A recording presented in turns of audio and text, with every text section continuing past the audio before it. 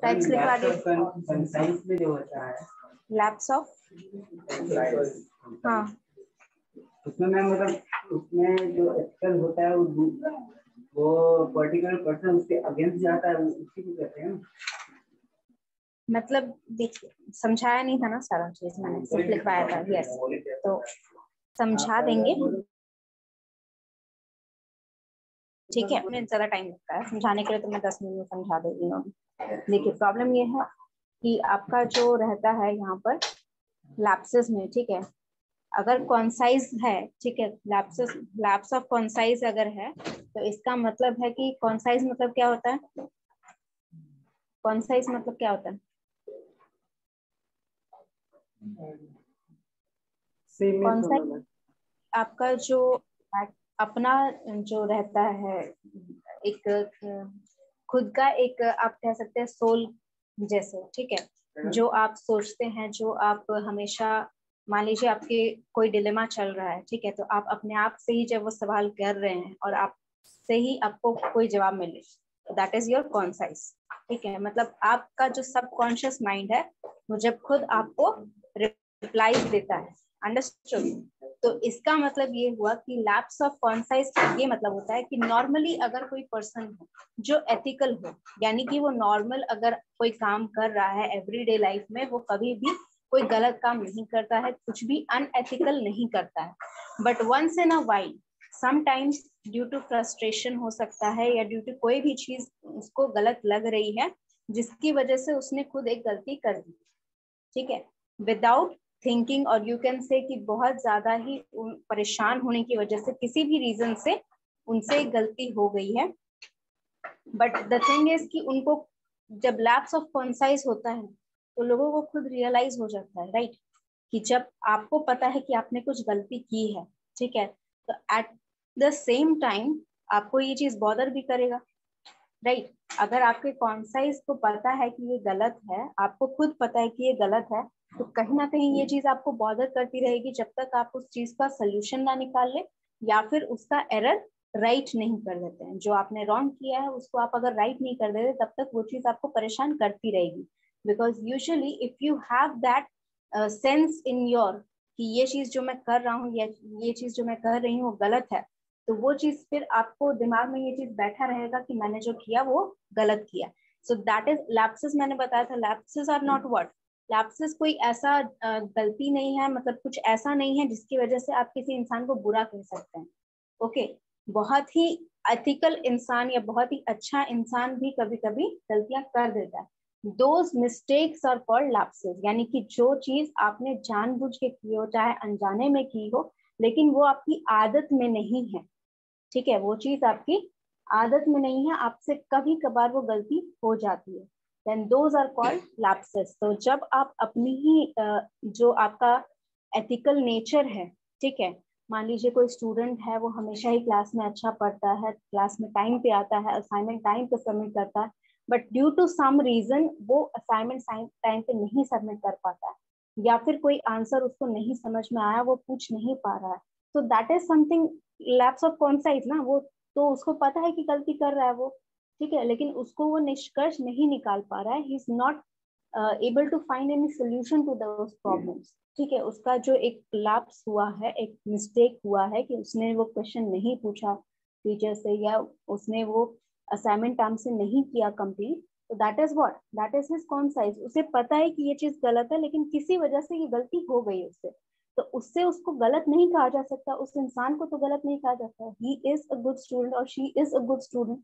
So because there is some less, हो सकता है कि वो किसी और वजह से हो, मतलब किसी बाहरी रीजन की वजह से नहीं कर पा रहा है या नहीं कर पा रही है, या फिर हो सकता है उसका खुद का कोई रीजन है जिसकी वजह से नहीं कर पा रहा है। सो व्हेन द रीजन, जो रीजन है, ठीक है, when the reason is within you, यानी कि आप जान रहे हैं कि आप गलती कर रहे हैं, but due to some effect, जो भी आपका फ्रस्ट्रेशन है या जो भी चीज आपके दिमाग में चल रही है उसकी वजह से आप वो गलती फिर भी जानते हुए कर दे रहे हैं, then that is called lapse of concise, ठीक है। आप जान रहे हैं कि जो आप कर रहे हैं वो गलत है, लेकिन उसके बाद भी किसी वजह से आपको मजबूर हो गए हैं आप वो काम, गलत काम करने के लिए। तो जानते हुए जब कोई गलती हो जाती है आपसे या कोई गलती आप करते हैं, and because it is a lapse of judgement, ठीक है, वो लैप्स ऑफ जजमेंट है, यानी कि ऐसा नहीं कि आप हमेशा वो गलती कर रहे हैं, एक बार या कभी आपसे वो गलती हो गई, then that those mistakes or those lapses in judgment are called lapse of conscience। समझ गए? फर्स्ट वन जो था हमारा लैप्स ऑफ सब्जेक्टिविटी। सब्जेक्टिविटी मतलब क्या होता है? सब्जेक्टिविटी मतलब क्या होता है? सब्जेक्टिविटी का क्या मतलब होता है? Maybe main topics lacks present. Sorry, I think lacks from the main topic that is called। नहीं, सब्जेक्टिविटी का मतलब क्या होता है? सिर्फ सब्जेक्टिविटी का मतलब पता नहीं। सब्जेक्ट का मतलब क्या होता है जानते हैं आप लोग? विषय। सब्जेक्टिविटी का मतलब वो चीज जिसपे आपको मतलब एक तरह से कह सकते हैं कि आपके आसपास वो चीज आपको एक सब्जेक्ट की जा रही है, ठीक है, यानी प्रोट्यूड की जा रही है, यानी कि आपको वो चीज दिख रहा है आसपास ये सारा चीज होते हुए, ठीक है।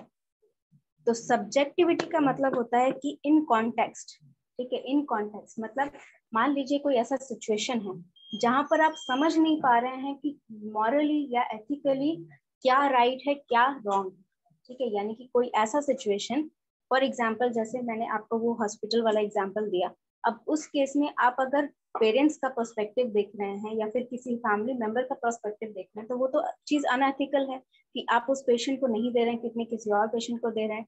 But according to the perspective of a doctor, आपके पास मरीज 7 हैं लेकिन एक ही किडनी है, तो उस केस में उनके लिए क्या है?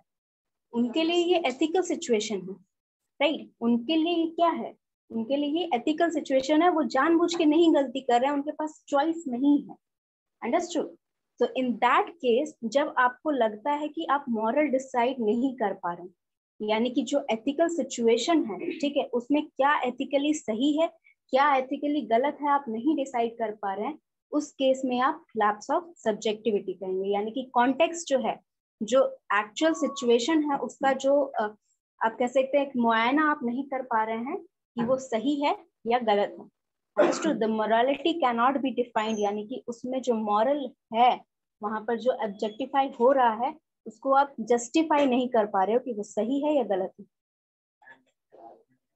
हाँ सर, जिसका भी मार्केटर की गलती ओरिजिनल वगैरह नहीं जमा है अपना जो सही दिया जाएगा मोबाइल नंबर है तो दे देना है।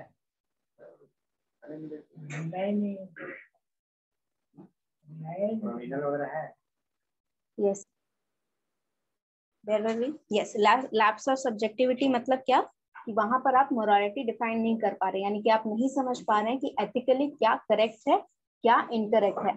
इस सिचुएशन में मतलब मोस्टली ऐसे केसेस जो होते हैं उसमें होता क्या है, केस स्टडी अगर आप करेंगे, ऐसा सिचुएशन बेसिकली तब होता है जब आप अलग पर्सपेक्टिव से देखते हैं, यानी कि आपके पास अगर कोई अथॉरिटी है तो जनरल सी बात है कि आपको उस अथॉरिटी पोजीशन को ध्यान में रखते हुए कोई डिसीजन लेना है।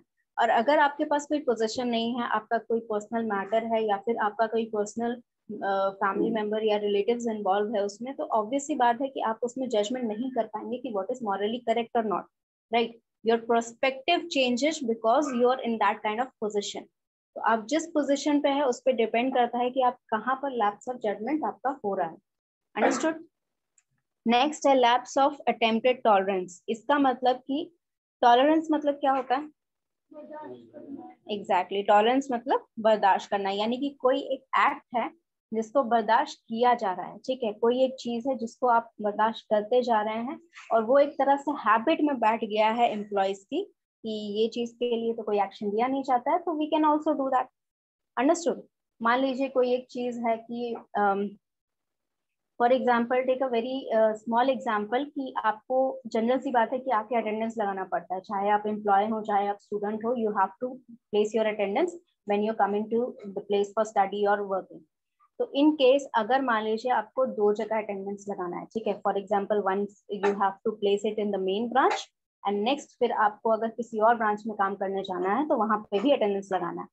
तो हो सकता है कि कोई एम्प्लॉय जो है वो मेन ब्रांच लगाना भूल जा रहा है because of the timing problem, कोई टाइमिंग की प्रॉब्लम हो रही है जिसकी वजह से वो मेन ब्रांच जाके अपना वर्किंग ब्रांच नहीं जा पा रहा है, वो डायरेक्टली अपने वर्किंग ब्रांच पे जाके कर रहा है।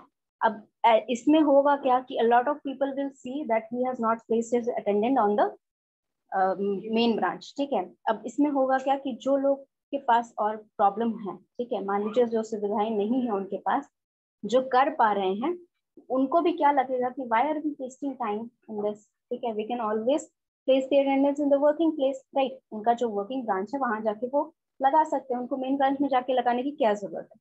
So instead of doing what, instead of writing a particular letter to the senior, यहाँ पर टाइम वेस्ट हो रहा है हमारा because of placing attendance in both the places, they मतलब उन्होंने खुद से ही ये डिसाइड कर लिया that we will stop placing attendance in the main branch and we will place only the attendance on the working branch. So in that case क्या हो रहा है कि एक गलती देखी किसी ने करते हुए, उसको टॉलरेट कर लिया गया, ठीक है, उसके लिए खिलाफ एक्शन नहीं लिया गया, तो क्या हो रहा है और भी बच्चे या और भी जो वर्किंग कलीग्स हैं उन्होंने भी यही करना स्टार्ट कर दिया।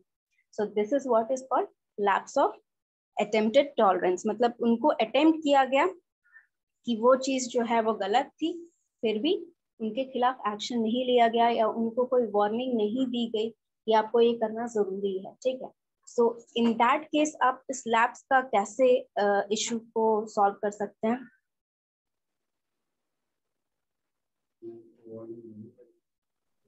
वार्निंग तो देनी पड़ेगी, that is obviously you are the authority. उसके अलावा आप क्या कर सकते हैं? मान लीजिए उस जो भी पर्सन है उसका जेन्युइन इशू है कि वो नहीं कर सकता है वो काम, तो आप क्या करेंगे? जबरदस्ती करवाएंगे उससे? वही, how will you provide a solution for that? This is a very simple thing जो आप सोल्यूशन सोच सकते हैं। इसका क्या सोल्यूशन निकल सकता है? Yes, that can be one of the solution that you can properly avoid it, कि आपको मेन ब्रांच में आने की जरूरत नहीं है, आप अपने वर्किंग ब्रांच में ही जाके अटेंडेंस लगा सकते हैं। और एक क्या सोल्यूशन हो सकता है? जो मेन ब्रांच का अटेंडेंस का लिस्ट है वो वर्किंग ब्रांच में। Exactly, that can also be an issue कि मान लीजिए कि वर्किंग मेन ब्रांच में अटेंडेंस का जरूरत है किसी वजह से, हो सकता है आपको नहीं पता है, लेकिन HRs are handling your attendance and your salary and all, तो हो सकता है कि उन्हें जरूरत पड़ती हो ये सब चीजों की, तो वो क्या करेंगे? They can always ask the main branch और the working branch to send their attendance for every day, ठीक है। व्हाट्सएप पे मंगा सकते हैं या ईमेल पे मंगा सकते हैं कि आप आज का अटेंडेंस हमें भेज दीजिए, क्योंकि ऑब्वियसली कितना भी लेट होगा तो वर्किंग आवर्स आपका 1 घंटा 2 घंटा लेट हो सकता है आदमी, उसके बाद तो कोई लेट नहीं आएगा, अगर आएगा तो हाफ डे लगेगा उसका, तो ऑब्वियसली उसका अटेंडेंस जरूरी नहीं है आपको फर्स्ट हाफ में। तो आप क्या करेंगे? आप एक टाइमिंग डिसाइड कर देंगे वहां पर, जो भी अटेंडेंस का ध्यान रखते हैं कि आप इस टाइम के बाद मुझे अटेंडेंस भेज देंगे मेन ब्रांच में, ऑलराइट। तो you can find all the solution by what? ये कौन सा type of solution?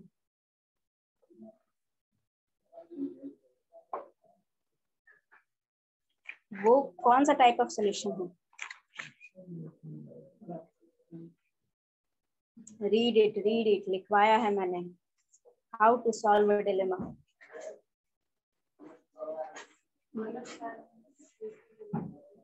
Understand duties are, ये तो प्रोस्पेक्ट।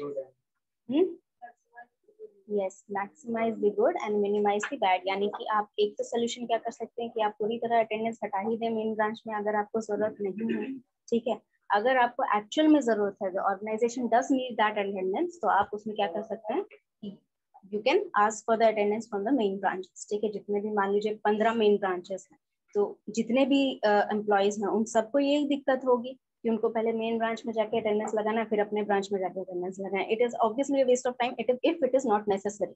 अगर इसकी जरूरत है तो instead of wasting the time of the employees, ठीक है, वो क्या करेंगे? वो एक एम्प्लॉय लगा देंगे इस काम में कि आपको इतने टाइम पे आपका अटेंडेंस मुझे सेंड करना है इन द मेन ब्रांच। अंडरस्टैंड?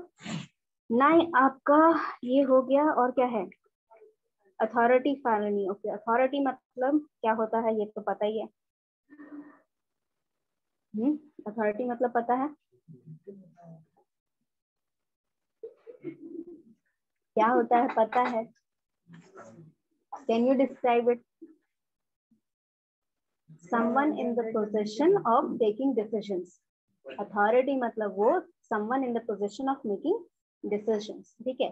तो अथॉरिटी फेलिनी वो होती है जब उस पोजीशन पे रहने वाला इंसान जिसके पास ये डिसीजन मेकिंग का रिस्पॉन्सिबिलिटी है, ठीक है, वो इग्नोर कर रहा है, वो बंदा इग्नोर कर रहा है अपनी रिस्पॉन्सिबिलिटी एंड डूइंग व्हाट, वो अनएथिकल चीजों पे, जब अनएथिकल एक्शंस हो रहे हैं उन पे उनका रिएक्शन नहीं ले रहा है, या अपना जो उसको काम करना चाहिए उस पे वो एक्ट नहीं कर रहा है।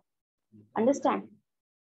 हाँ, तो when you do a mistake as an employee, वो आपका क्या हो जाएगा? अगर आप एक गलती करती है, ठीक है, आप अथॉरिटी नहीं है, ठीक है, आपके प्रोस्पेक्टिव से वो मिस्टेक क्या कहलाएगी? नहीं, दैट डिपेंड्स। अगर आपने किसी को देखते हुए करते किया है कुछ गलत, कि वो भी कर रहा है मैं भी कर रहा हूँ, दैट इज टॉलरेंस, ठीक है, वो लैप्स ऑफ टॉलरेंस है। अगर मान लीजिए कि आपने देखा है कि उसका कुछ विरोध नहीं किया जा रहा है, या आपको नहीं समझ में आ रहा है कि उस टाइम क्या करना चाहिए, then you are not able to define ethical act, जो ethical act वहां पर अप्लाई होना चाहिए वो आप डिफाइन नहीं कर पा रहे हैं, then it is called ethical lapse of subjectivity। अगर आपका जो lapse है, ठीक है, that is purely on your judgment, यानी कि आपके पास ये अथॉरिटी तो है नहीं कि जिस डिसीजन ले सके, ठीक है, तो जिसके पास ये अथॉरिटी है वही जज करेगा ना, राइट? अगर किसी के पास अथॉरिटी है वही जज कर सकता है, क्योंकि डिसीजन लेना है उसको, तभी तो वो जज कर रहा है। तो जिसके पास डिसीजन मेकिंग एबिलिटी नहीं है वो क्या नहीं कर सकता है? वो अथॉरिटेटिव फेलिनी नहीं कर सकता है, और वो स्टेटस क्वो फैलेसी नहीं कर सकता है। स्टेटस क्वो फैलेसी क्या है कि जब आप वहां पर जजमेंट का कोई वजह से, मतलब मान लीजिए कि आपके पास कोई आदमी आ रहा है हेल्प मांगने के लिए, ठीक है, now you have seen at once, ठीक है, आपने उस वर्कर को या जो भी आपका एम्प्लॉय है उसको देखा है कि दे वर नॉट वर्किंग प्रॉपरली, सिर्फ एक बार देखा, एंड ऑन दैट बेसिस आप उसको जज कर रहे हैं कि ये तो अच्छा काम नहीं करता, इसको मैंने उस दिन देखा था कि वो घूम रहा था, वो काम नहीं कर रहा था। दैट इज व्हाट मिसजजमेंट, मतलब आप एक एक्ट के बेसिस पे उसको मिसजज कर रहे हैं, राइट? तो उसमें क्या आपका होगा? Status quo policy. That means the person who has the authority to make decision will do what? Authority फेलिनी और स्टेटस क्वो फैलेसी। समझ में आ गया?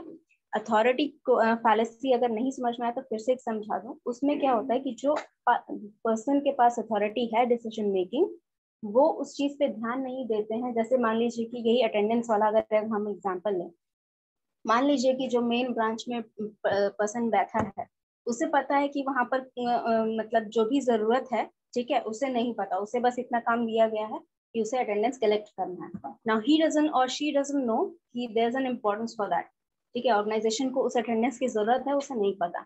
सो दे आर डूइंग व्हाट? उनके पास ये डिसीजन मेकिंग प्रोसेस क्या है कि वो या तो छोड़ सकते हैं एम्प्लॉयज को, वो नहीं बोलेंगे, ठीक है, क्योंकि उन्हें पता ही नहीं है कि वहां पर इंपॉर्टेंस है उसका। तो वो क्या कर रहे हैं, उनके पास ये काम दिया गया है कि आपको अटेंडेंस कलेक्ट करना है हर एक एम्प्लॉय का जो भी वहां पर आएगा।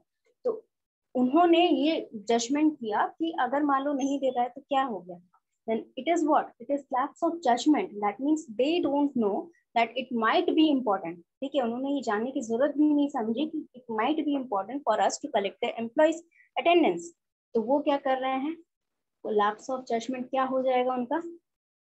authoritative felony, because they have the right to make the decision, ठीक है। और उनको क्या डिसाइड करना था कि जो नहीं दे रहा है अटेंडेंस या जिसका अटेंडेंस रेगुलर नहीं आ रहा है, they should have complained to the authority, higher authority, कि इस बंदे का नहीं आ रहा है यहाँ पर डे अटेंडेंस करने के लिए, आप इसको देखिए कि क्यों नहीं आ रहा है, ठीक है। Because if one person is not making attendance for continuously 1 week, तो ये चीज मान लो 1 दिन की छुट्टी जा रहा है, 2 दिन की छुट्टी जा रहा है, कोई 1 हफ्ते छुट्टी ले रहा है, तो ऑब्वियसली आपके पास नोटिस होगा इस चीज का कि वो 1 वीक का हॉलीडे जा रहा है। 1 वीक से ज्यादा हो गया था तो ऑब्वियसली बात है कि या तो वो छोड़ चुका है, या तो फिर कोई फैमिली इमरजेंसी के लिए या फिर किसी भी मेजर चीज के लिए ही उसने छुट्टी ली है। तो इन दैट केस आपका ये ड्यूटी बनता है कि आप अथॉरिटी को इन्फॉर्म करें, हायर अथॉरिटी को, कि इसका अटेंडेंस नहीं बन रहा है। तो इन दैट केस उसने क्या किया? उसने जो जजमेंट उनको करना चाहिए था, यानी कि जो चीज उन्हें डिसाइड करनी चाहिए थी कि नहीं होनी चाहिए या उस पर एक्शन लेना चाहिए, उसने एक्शन नहीं लिया। अंडरस्टूड? आपका स्टेटस क्वो फैलेसी वही है जो उनका जजमेंट बेसिस, यानी कि आपने किसी एक चीज को वहां पर बेसिस बना दिया कि ये चीज जो है ये अच्छी है, ये चीज जो है वो अच्छी नहीं है। सो बेसिस ऑन योर जजमेंट आपने क्या कर लिया, एक गलती होने दी या फिर उस गलती के ऊपर कोई रिएक्शन नहीं दिया, then that is what status quo fallacy. Okay, next है आपका lapse of concise. Lapse of concise जो है, अच्छा स्टेटस क्वो फैलेसी जो है उसमें कभी कभार होता क्या है कि because the authority is not taking any action, it sometimes become a tradition, यानी कि ये चीज जो है वो ध्यान से ही उतर जाती है एम्प्लॉय की कि ये चीज हमें करनी भी, ठीक है। इट बिकम्स समथिंग हैबिट कि ये चीज जरूरी नहीं है करना, या फिर ये चीज मतलब समथिंग दैट इज अनएथिकल, ठीक है। मान लीजिए कि हम अगर बहुत ब्रॉड केस में ले जैसे ब्राइबरी, दैट इज अनएथिकल, सबको पता है, but there are no further quality, मतलब उनको सही टाइम पे वहां पर डिसीजन नहीं लिया गया that we have to stop this, and because of that what happened, it becomes a tradition, right. It became a tradition कि वहां पर आपको कोई भी काम करवाना है तो आपको ब्राइबरी देनी ही पड़ेगी, otherwise your file will be stopped right here, right. तो इट बिकेम अ ट्रेडिशन, और जहां एक्शन लेना शुरू होगा ऑब्वियस सी बात है कि वो ट्रेडिशन हट जाएगा, अंडरस्टूड। सो व्हेन यहाँ पर डिसीजन किसका गलत हुआ, डिसीजन किसका गलत हुआ, ब्राइबरी रोकने के लिए किसका डिसीजन गलत हुआ वहां पे, authority member, because if they knew that someone is taking bribery, ये चीज डिपार्टमेंट में तो ज्यादा नहीं छुप सकती, अगर आप 4 बंदे काम कर रहे हैं तो 4 बंदों में से कोई एक अगर ब्राइबरी लेगा तो क्या बाकी 3 बंदों को नहीं पता चलेगा, पता चलेगा। They should have complaint, but instead of complaining what they did, नहीं, yes they become a partner, वहां पर लैप्स ऑफ एडमिटेड टॉलरेंस हो जाएगा, मतलब पता है कि कुछ नहीं एक्शन लिया जा रहा है तो उन्होंने भी साथ में वहां गलती करना शुरू कर दिया, and because the authority even knowing that they also did what, उन्होंने भी टॉलरेट करने के अपना पार्ट बना लिया। तो instead of doing all those things आपको क्या करना चाहिए था, आपको वहां पर एक्शन लेना चाहिए था, it would have stopped right there, but उन्होंने एक्शन नहीं लिया, then that is what called status quo policy. Last आपका लैप्स ऑफ कॉन्साइज समझा दिया, कोई डाउट उसमें, किसी में भी कोई डाउट एक बार फिर से रीड कर लो सारा फिर से रीड कर लीजिए, अगर कोई डाउट है तो अभी पूछ लो।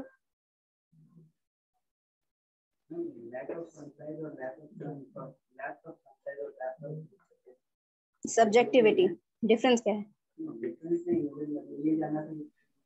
Ma'am? Lapse of concise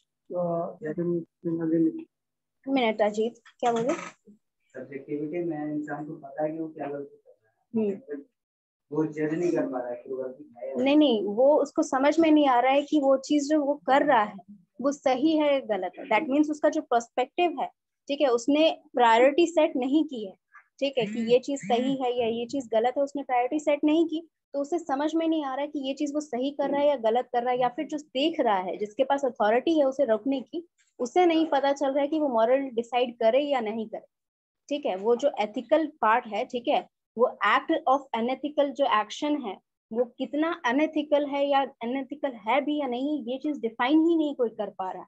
so in that case लोग क्या करते हैं, इग्नोर करते हैं। When you can't define something, ठीक है, आप अगर वाई का क्वेश्चन का आंसर नहीं बता पा रहे हो तो आप क्या करोगे, या तो आप इस चीज को इग्नोर करोगे या फिर इग्नोर करने के लिए बोलोगे बाकी सबको, राइट।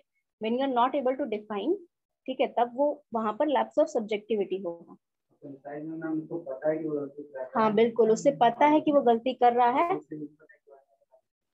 बिल्कुल नहीं, वो पर्सन एथिकल है, ठीक है, वो नॉर्मली गलतियां नहीं करता है, पर्सन एथिकल है मगर वो जो गलती कर रहा है, हाँ वो गलती अनएथिकल है और उसी के बाद पता भी है और उसके बावजूद ये काम कर रहा है, understood, that is lapse of concise. हाँ जी बोलो, क्या बोल रहे थे? एक्चुअली लैप्स ऑफ कॉन्साइज के बारे में डील करना था, तो ऑलरेडी आपने मेंशन किया, तो समझ में आ गया अभी? या मैम? ओके चलिए, देन और किसी को कोई डाउट नहीं है? हाँ बहुत ज्यादा एथिकल बनते होते हैं तो क्या भारी, लाइक अगर 4 मेंबर हैं मेरे टीम के और वो 4 जो है मतलब अनएथिकल वर्क कर रहे हैं और मैंने कंप्लेन कर दिया तो चारों अगेंस्ट हो गए, और ये जेन्युइन होता भी है अगर हाँ बिल्कुल होता है। कैसे डील किया? इस चीज से आप एक ही चीज से डील कर सकते हो, ठीक है। आपके पास दो ऑप्शन रहेंगे, या तो आप उनको इग्नोर कर सकते हो, मान लीजिए कंप्लेन कर सकती है। नहीं वो चीज नहीं, आप जितना कंप्लेन करेंगे वो उतना गुस्सा होगा, ठीक है। तो अनोनिमस आप बन भी जाएंगे तो ऑब्वियस सी बात है कि exactly when you are working in a team, ठीक है, there are some information that are within the team, and if that information is leaked, obviously someone will think that within the team member is doing that complaining, ठीक है। So, बच्चे manage करने वाला ही lapse of concise होता है, ये आपको पता है कि वो चीज गलत है and you are still not taking actions, and that only defines what, वो वहीं से स्टार्ट हो जाएगा। फिर एक टाइम पर आपको भी लगेगा कि यार कि वो लोग कर रहे हैं, मुझे क्यों नहीं करना। This is what is like, इसका जो इनकरेजमेंट करने का प्रोसीजर है ना ब्राइबरी का, ये यही चीज है। स्टार्टिंग में जो एथिकल पर्सन थे उन्होंने इग्नोर किया, उसके बाद कुछ देर बाद उनको ये लगा कि जब वो ले रहे हैं तो मैं क्यों नहीं लूं, बिकॉज वो अनएथिकल पर्सन जो है दे वर फ्लॉरिशिंग, and the ethical person has to deal with family emergencies, has to deal with every economical policy, ठीक है। उसमें जो भी दिक्कत आ रही थी वो एथिकल पर्सन को आ रही थी। तो एट सम पॉइंट वो लैप्स ऑफ कॉन्साइज हो जाता है, बिकॉज एट सम पॉइंट उनको लगता है कि ये बिल्कुल कॉन्साइज पे अगर एक्शन नहीं लिया जाए तो वो टॉलरेंस बन जाता है, वो एक तरह का ट्रेडिशन बन जाएगा। अगर आप एक्शन नहीं ले रहे हैं इस सिचुएशन में, मान लीजिए आपका जो एग्जाम्पल है, अगर हम वो एग्जाम्पल लेते हैं, रियल लाइफ एग्जाम्पल है ये बिल्कुल, कि अगर आप 4 मेंबर्स हैं, चारों में से 3 लोग कुछ गलत काम कर रहे हैं and you are going against that and complaining, anonymous होना एक बात होती है, ठीक है, but at some point they will know that you are the one who has complain, ठीक है। एंड ऑब्वियस सी बात है कि आप अगर किसी के अगेंस्ट जाएंगे तो they will have some like negative thoughts against you, ठीक है। तो उस केस में आपके पास 2 ही ऑप्शन बचते हैं, इधर यू कैन इग्नोर देम, ठीक है, आप उनको इग्नोर कर सकते हैं, because since you are an ethical person, ठीक है, और आप अगर अच्छा काम करते हैं तो you will be going further and you don't have to worry about them. अगर आप जल्दी ही आगे बढ़ जाते हैं तो आपको उनकी चिंता करने की जरूरत नहीं, वो तो वहीं रहेंगे, ऑब्वियस सी बात है। If they are not truthful and loyal तो वो तो वही काम करते रहेंगे जो हमेशा किए हैं, वो उससे आगे कभी बढ़ेंगे ही नहीं। सेकेंड थिंग आप क्या कर सकते हैं, if you are very much harassed by those people, ठीक है, अगर वो बहुत ज्यादा हरासमेंट कर रहे हैं तो उस सिचुएशन में you can ask your team leader और you can ask the manager to change your team. आप उनसे जितना दूर रहें उतना ही बेहतर है। If they are taking actions outside your organization, then it's very possible कि अगर वो मतलब बहुत ही रेयर केस में ऐसा होता है, बट अगर ऐसा कुछ होता है कि बहुत ही ज्यादा बड़ा कदम उठा लिया उन लोगों ने एंड आउटसाइड द ऑर्गेनाइजेशन, क्योंकि ऑर्गेनाइजेशन के अंदर जब तक है तब तक मैनेजर आपका हेल्प करता रहेगा, आपके जो भी सीनियर अथॉरिटीज है वो आपकी हेल्प कर सकते हैं, लेकिन जहां ऑर्गेनाइजेशन से बात गई बाहर, देन इन दैट केस उन जो आपके अथॉरिटी हैं उनके दिमाग में भी ये बात आती है कि अगर ये बात पब्लिक में गई देन मेरी कंपनी की बदनामी होगी। So in that case you should not think about the company, you should think about your own safety. So in that case आपको पता ही है क्या करना है। तुम्हें नहीं जरूरत पड़ेगी बस गलत काम कभी करते हुए मत देखते रहना, you have to complain about that. नहीं उसमें क्या होता है कि उसमें आपका जो चीज ट्रेडिशन बन चुका है, ठीक है, कोई चीज ऐसा है जो अनएथिकल है, ठीक है, और उसको सारे लोग ऐसे कर रहे हैं और किसी ने भी उनका विरोध नहीं किया, इन दैट केस अगर आप विरोध करते हैं तो ऑब्वियस सी बात है या तो आपको उस पोजीशन पे रहना चाहिए जहां आप खुद को प्रोटेक्ट कर सके, ठीक है, या फिर उस पोजीशन में जहां पर आपको प्रोटेक्ट करने की जरूरत ही ना पड़े, ठीक है। दोनों में से अगर एक पोजीशन पे आप खड़े हैं तो मैं ये जरूर कहूंगी कि आप इसके अगेंस्ट करें, लेकिन ये चीज तो है, this is humans are more threatened with their actual status than their actual work, ठीक है, उनको काम हो रहा है कैसा हो रहा है कोई फर्क नहीं पड़ता, but if their image is, their brand is being like harmed or attacked, वो चीज वो कोई बर्दाश्त नहीं करेगा। So you have to be in position where you can protect yourself first. Yes, अभी तो टाइम चला गया, फिर भी यहाँ पर लिख लो एक definition. Ethical traps is your last topic.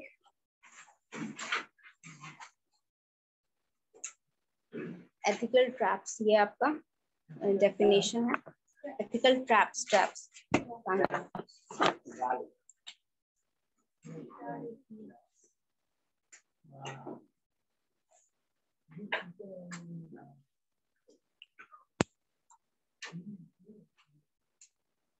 Definition लिख लो पहले, फिर डिस्क्राइब कर देंगे. Ethical traps are those situations. Ethical traps are those situations or dilemmas.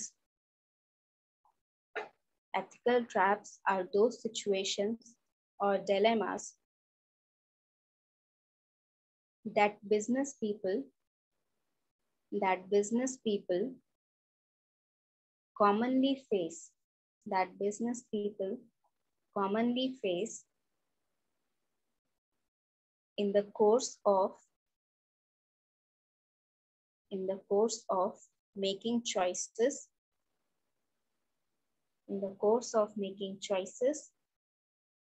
out of several alternatives.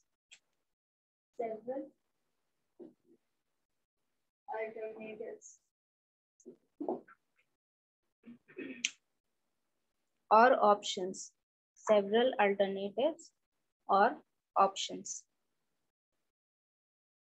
comma,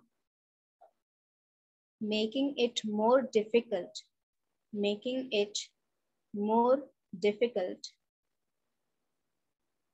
for them to make right decision. Making it more difficult for them to make right decisions. इसका मतलब क्या हुआ? Ethical traps are those situations, Jin situations में आप गलत काम होने देते हैं या गलत काम करते हैं, उन situations को trap कहा जाता है, जहाँ पर आपको alternatives तो बहुत सारे हैं, but still you are so much involved in that situation, or you have so much you can say कि आपके consequences जो हैं, आपके जो results होंगे actions के, वो इतने ज़्यादा आपको ध्यान में रख के लेना पड़ रहा है. You are not able to decide which one is right and which one is wrong. ठीक है, आपको right decision लेने में जहाँ बहुत सारी problems face करनी पड़ रही है. ठीक है, just on the basis of your ethics you cannot make the right decision because there are a lot of consequences. आपको सोचना पड़ रहा है उन चीजों को रिजल्ट के बारे में. ठीक है, then यहाँ पर आपका 5 types of traps defined है. 5 types of traps defined है. First is false necessity trap. इसमें डेफिनेशन लिखवाने की कोई जरूरत नहीं, ये आपको अगर बुक मिल जाएगी तो हो जाएगी, अदरवाइज आप खुद ही लिख सकते हैं. The false necessity trap.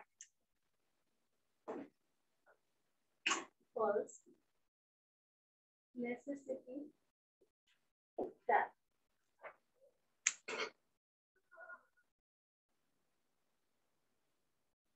False मतलब क्या होता है? Necessity मतलब exactly. फॉल्स नेसेसिटी ट्रैप यानी कि आपको ऐसा सिचुएशन दिखाया जाता है या आप ऐसा सिचुएशन क्रिएट कर देते हैं कि आपको लगता है कि जो चीज आप डिसीजन ले रहे हैं वो जरूरी है, अदरवाइज उसके कॉन्सिक्वेंसेस ज्यादा बुरे हैं. अगर आप वो डिसीजन ना लें तो उसके जो कॉन्सिक्वेंसेस होंगे वो ज्यादा बुरे हैं, इसीलिए आपको मजबूर किया जाता है या आप किसी को मजबूर करते हैं कि वो जो डिसीजन ले वो आपके हिसाब से ले. गलत चीज को सही तरीके गलत चीज को गलत तरीके से पेश किया जाता है तो सही. एग्जैक्टली. आप कोई भी रॉन्ग सिचुएशन है, उसका जो राइट अल्टरनेटिव है उसके बारे में इतने सारे कॉन्सिक्वेंसेस बता देंगे या इतने सारे कॉन्सिक्वेंसेस आपको बताए जाएंगे कि आप रॉन्ग डिसीजन ही लेंगे. अंडरस्टूड? सेकेंड वन इज ये लिखवा है,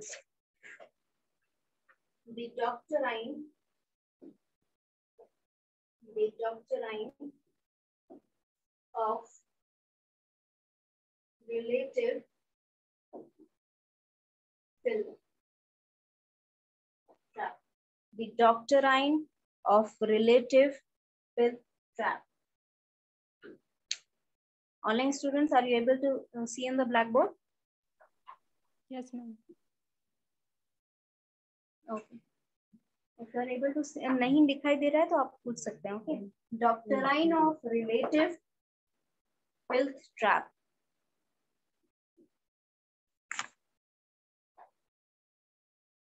इस सिचुएशन में क्या होता है कि आपको लगता है कि इफ द पीपल, जो आपके मान लीजिए आप 4 मेंबर हैं, तो बाकी तीनों मेंबर जो गलतियां कर रहे हैं, आपकी गलती उससे बहुत कंपैरेटिवली इनसिग्निफिकेंट यानी बहुत छोटी है.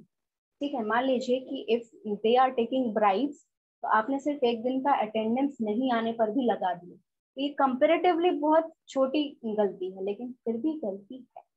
ठीक है. तो this is the trap that you, आप क्या कन्विंस कर लेते हैं अपने आप को कि बाकी सब तो ये बड़े बड़े काम कर रहे हैं, उनको कुछ हो नहीं रहा है, मैं छोटी सी गलती कर दूंगा तो क्या ही.